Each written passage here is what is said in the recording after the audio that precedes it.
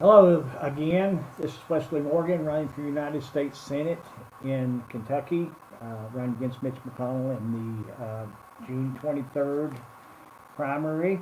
I wanted to take this moment to talk to you a little bit about my plan to um, reboot the economy in Eastern Kentucky, to create jobs, and to basically beautify Kentucky.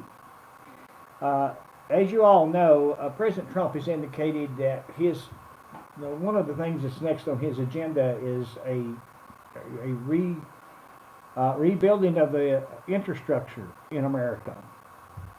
And I have a plan that I believe that will work in helping Kentucky and making Kentucky the most beautiful place that it possibly can be on earth. And I'll tell you that I have traveled all 120 counties uh, in this during this election, and I can tell you without a doubt there is no place on earth as beautiful as Kentucky. It is. Um, Riding in the car, I would repeatedly say to my wife, "Oh my Lord, this is just so beautiful. This place is just so beautiful." And I don't care where it was Fleming County or it was Fulton County or Graves County or Warren County or Simpson or Northern Kentucky or up in Carroll County and Gallatin and all that up in there, and the state is beautiful. Harlan, Letcher, we every single county we have been in during this election. But let me tell you what I think is a roadmap to how we move forward in Kentucky and how we make it what we all know it is. A great place to live, one of the most beautiful places on earth. And again, I'll be 70 years old in July, and one of my if I go to my grave knowing that I've done something to help Kentucky and to beautify it and to put the people to work and upgrade the, uh, living status of people, uh, that will be all of the reward that I need uh, in my lifetime. But my plan would be that number one, that we go back and we borrow a little bit of history from President Roosevelt, and actually I think President Johnson may have done this too. And I'm not a big fan of President Johnson or President Roosevelt, but there's a couple things that I think we can do to help bring Kentucky, and especially Eastern Kentucky, out of some of the dilemma that it's in. I believe that we need to go back and I would fight for this in Washington D.C. That I would fight to reinstitute the Happy Pappies that they used to be called, or the 3Cs and the WPA, which is all federal works programs. And this is what I would do with these people.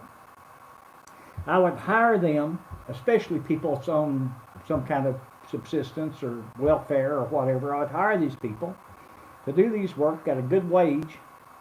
I would clean up every stream, every creek, every river, every road.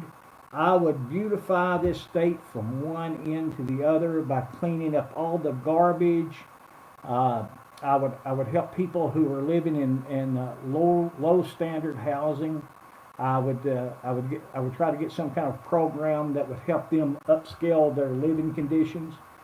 And I believe that Eastern Kentucky is really missing out on really its heritage. To be quite honest with you, Eastern Kentucky was was basically founded by Daniel Boone, and Daniel Boone came in and they had a station camp up right across the river from Ravenna, and they would hunt out in Powell County, all of eastern Jackson, Clay, Leslie, all down in there, Madison, of course, and they founded Boonesboro. But there was an Indian village that was located where the South Fork, North Fork, and Middle Fork of the Kentucky River came together up at, I believe it's in Lee County, But just north of there, around the Clark County area, was a Indian village. At one time, there was 1,000 Indians that lived there.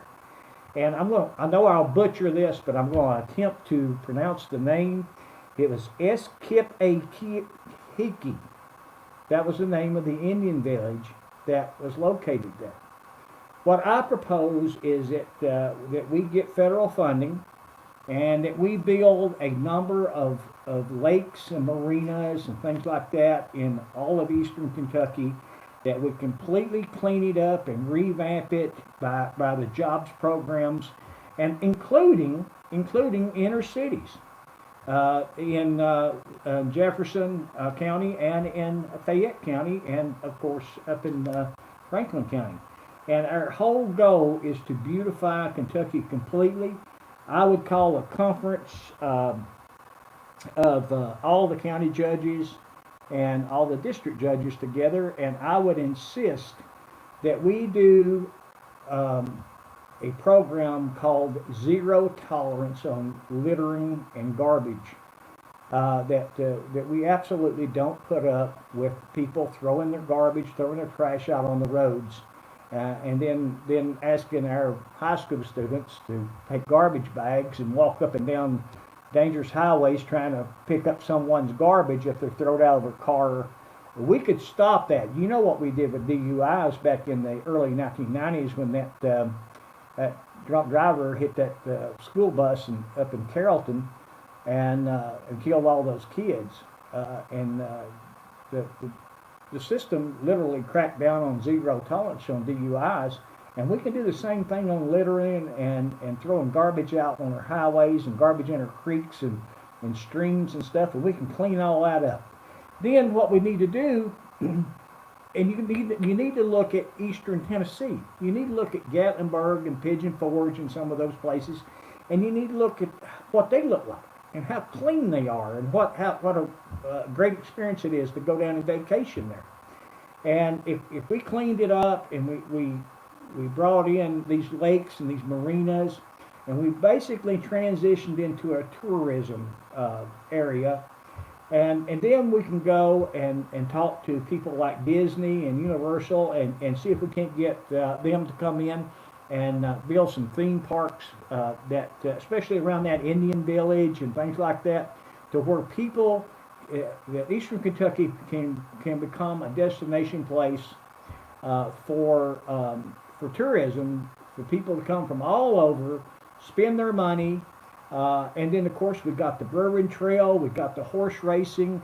We have so much to offer, and we're not taking advantage of it. And we just need a little boot. That's all we need, a little help, and we clean the place up and get some of these events going, get some of these theme parks going, build these Indian villages. I would strongly suggest that we invite back a lot of Native Americans to come back and live in Kentucky, and to prosper here and in a tourism environment, because that's what everybody does. Most people spend their time going out and spending their money eating every weekend or going on vacation, and most of the time they go to Disney World in Florida or the Universal Studios, and we can have all that. We can have every bit of that, and we can have skiing in the winter time. But we just have to put our nose to the grindstone and clean up a lot of the area, and to make it so pristine that people want to do kayak trips down the rivers or down the creeks, or to take canoes or whatever. People love that kind of stuff. Build a lot of walking trails like they do in the Smoky Mountains and stuff like that. And I believe that would help our economy greatly. But I would reboot the coal industry, and I would get the coal industry working. But obviously, the coal industry would have to conform to being clean. We couldn't have coal all over the roads and stuff. Another thing that I would do, I think, is I would take these politicians' names off these roads. When did we get to the point that a politician is to be honored by their names being on our highways? I mean, the worst insult, and I don't mean anything towards Congressman Rogers by any stretch of imagination, but why would you take Daniel Boone's name off of the Daniel Boone Parkway and put Hal Rogers Parkway? Why would you do that? Makes no sense. Daniel Boone founded the whole place. So why would we give Hal Rogers more honor than we give Daniel Boone? Again, that is no insult towards Hal Rogers. I don't have anything against him at all, but it just doesn't make sense. But we can make this whole state as pristine as we possibly can, and a lot of it is pristine. But we can help a lot of the areas, especially in eastern Kentucky, that is down on their luck. Their economy is bad because no one took care of them. They destroyed the coal economy and gave them no alternative. And what happened? The people over there turned to drugs. Well, with good jobs and good paying jobs and having a better feeling about the environment that they live in, I believe that we can really, really make a difference and help a lot of these people get off the drugs and get on a normal life. So that is my plan to help Kentucky in general and directly to eastern Kentucky. And you know, boating is a big, big industry, and we have a thing called the Ohio Navy that between probably the first week of May and the last week of September every year, we probably have 300,000 or 400,000 Ohioans come down to Cumberland Lake and some of these lakes, and in that Cave Run Lake out in the eastern part of the state, we have a lot of people come out of West Virginia to the lakes. So we can really put a reboot on the economy and make it something that we're all proud of, and a place that we can go ourselves, go during the weekend and spend the weekend at one of these theme places. And you know, you got a lot of country music people that were born in eastern Kentucky, like Loretta Lynn and things like that. And there's all kinds. If you read the history of Kentucky, there is all kinds of places that has just been forgotten, that a lot of things happen, like battles, and I know Daniel Boone's son Israel was killed at the battle. I believe it was Blue Licks, I think, around. I think that's around Lewis County or somewhere around there. And I may have said that wrong. It may be closer to Fleming or Mason, but